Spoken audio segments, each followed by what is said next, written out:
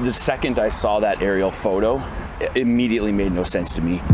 Welcome back to Moose and Loose. Today we've got a Canadian sniper who has come out and said from his extensive 14 years experience as a sniper that it's not adding up what happened to the Donald Trump assassination attempt, the guy having access to getting onto the roof, the ladder, the whole business. It seems fishy. Multiple people have said this, but coming from a sniper, it draws a lot more credibility. So let's show you guys this clip, and then we've got a couple follow-ups as well. And I know everyone's going to have some crazy opinion. Everyone's going to have a different opinion.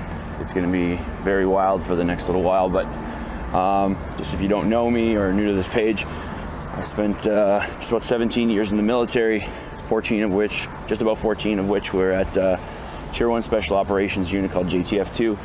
Our sniper team has the world record for the longest confirmed sniper kill.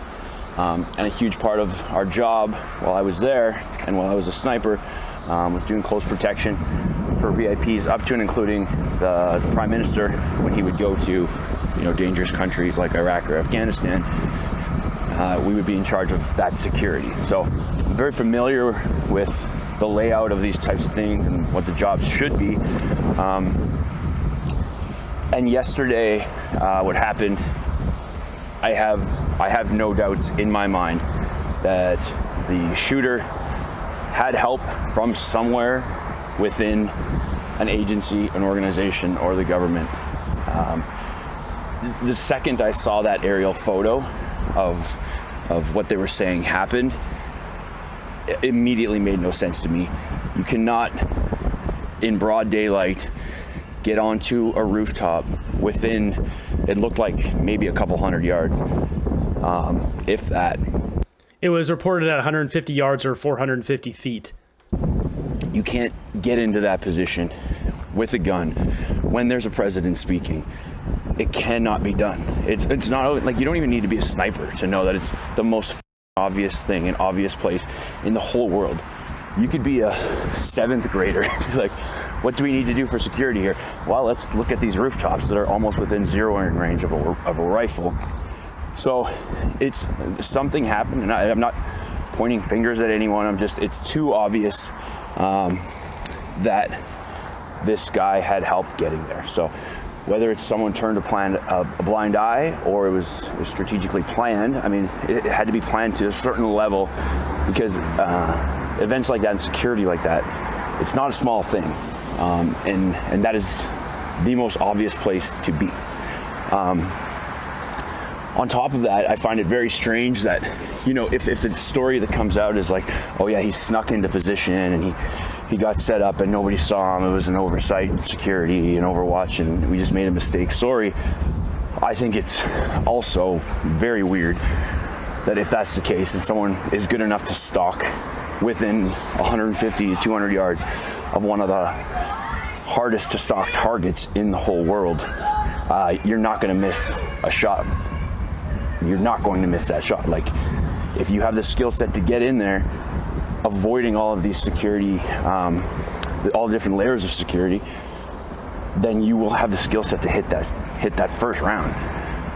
It doesn't make any sense. So my opinion is, and whether this comes out now or way later, is that this guy had help from somewhere, and I think it's obviously concerning.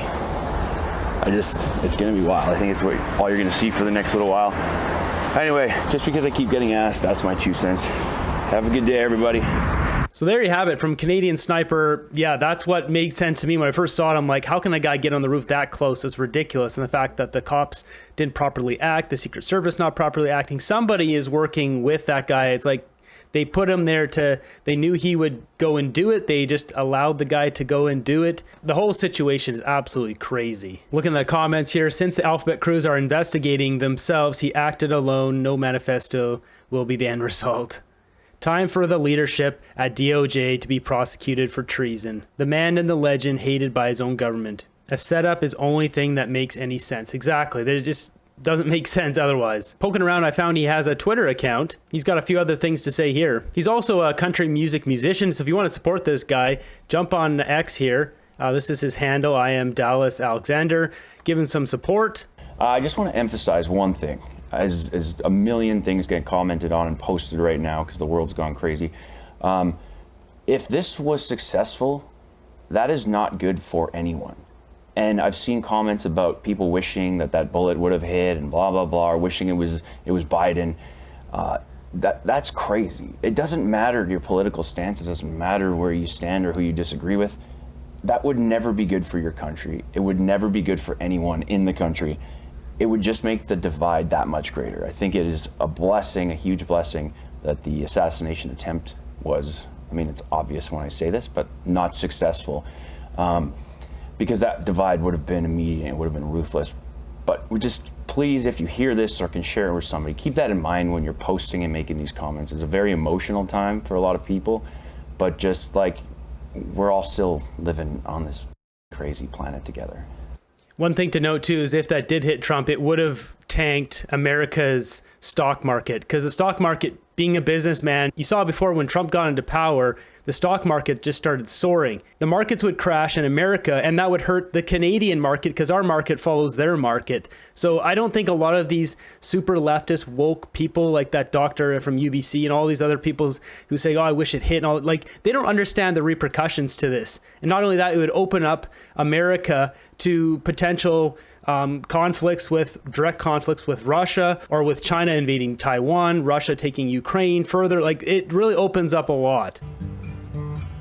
Man, you just got shot. So moving on here, we got a couple other clips. We can see here the march in Milwaukee, protesters chanting "No Trump, no KKK, no fascist USA." The left are out in full force.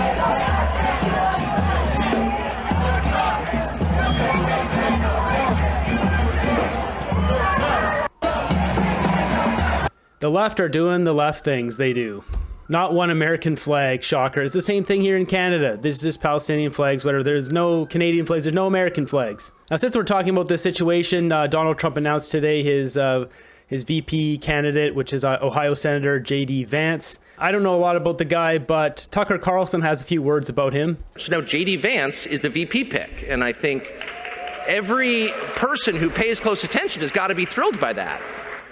And if you don't know much about J.D. Vance, I'm not even going to make a case for J.D. Vance. I'm going to tell you what I just saw, which is that every bad person I've ever met in a lifetime in Washington was aligned against J.D. Vance. And I do think the negative case is often more powerful, because I know of myself, I do not think I'm a particularly good person. I have strong reasons for feeling that way. I don't always think that my side is right. I know for a fact I have been wrong many, many times. And I hope to correct and be honest about my error. So it's not like I think that, I'm always, God's always on my side. Sometimes I'm not on God's side. But I definitely know who's representing the other side. It's a lot easier to tell who the people who are only in it because they like, killing other people in pointless wars. Like, I know who those people are. And their odor is so powerful that I can smell one when he walks in the room.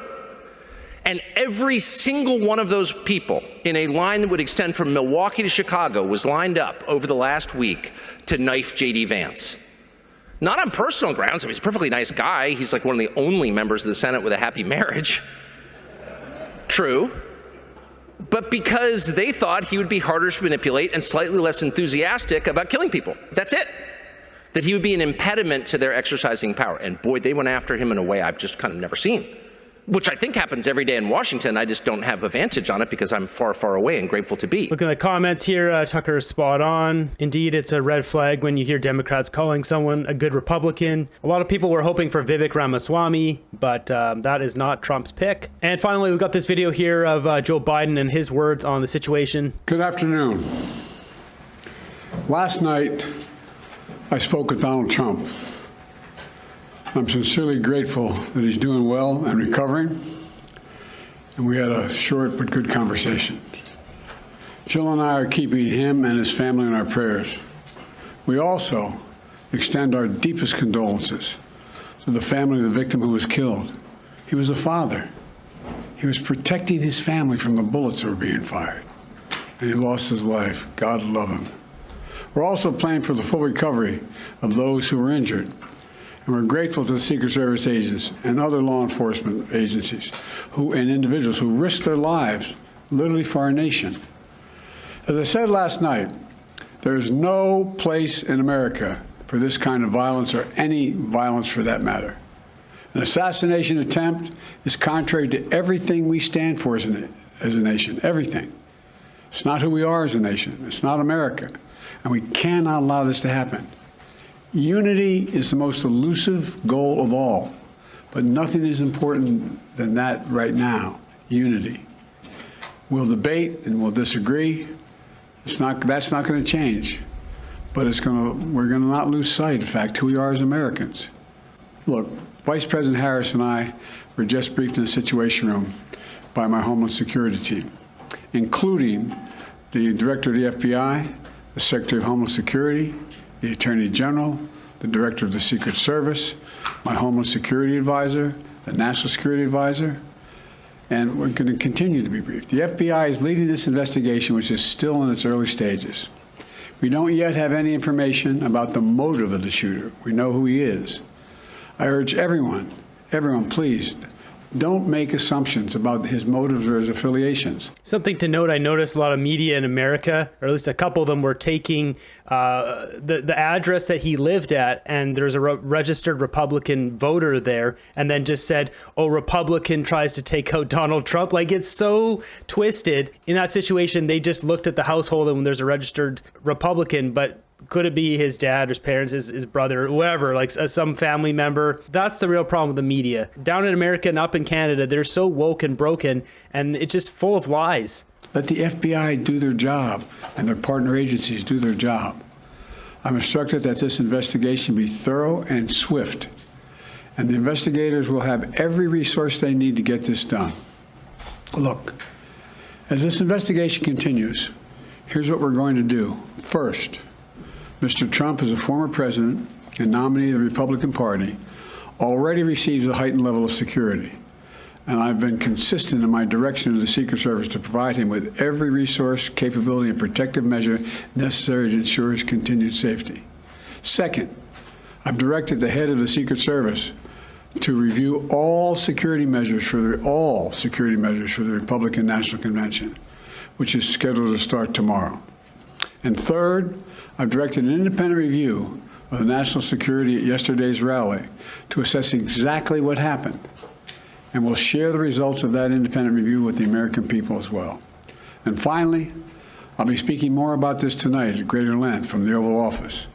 We must unite as one nation. We must unite as one nation to demonstrate who we are. And so may God bless you all, and may God protect our troops. Thank you very much. Pretty good response from Biden. It puts him in a good light, offering up extra protection for Trump. Is it going to help his chance of the voters? Probably not, because he's just too old. He keeps fumbling words and forgetting things. And I mean, he looked fine here, but there's just so many times, so many interviews. Biden really should consider stepping down. I think he saw a squirrel behind Trump's head. That's the motive. Ugh. Joe Biden saying the bare minimum, now he can get through this. I mean, that was essentially the bare minimum. It was a good response. It was what he had to say. But really, I mean, you heard from the sniper, it seems like someone was working on the inside. So that's really where the investigation needs to be, not the events unfolding. There's enough video around, you can see exactly what happened. And there's a big breakdown of Secret Service. So let me know what you guys think down below. The whole situation is an absolute cluster. It is a mess. It's kind of shaking up America, and things are kind of getting shooken up here in Canada now. We'll see what happens, but thanks for watching the end of the video here. Be sure to subscribe here on my extra channel. I post extra content on here. Thought I'd throw this up here. Keep you guys informed if you want to follow what's going on down in America there. We're going to keep fighting for freedom, and I'll see you guys in the next one.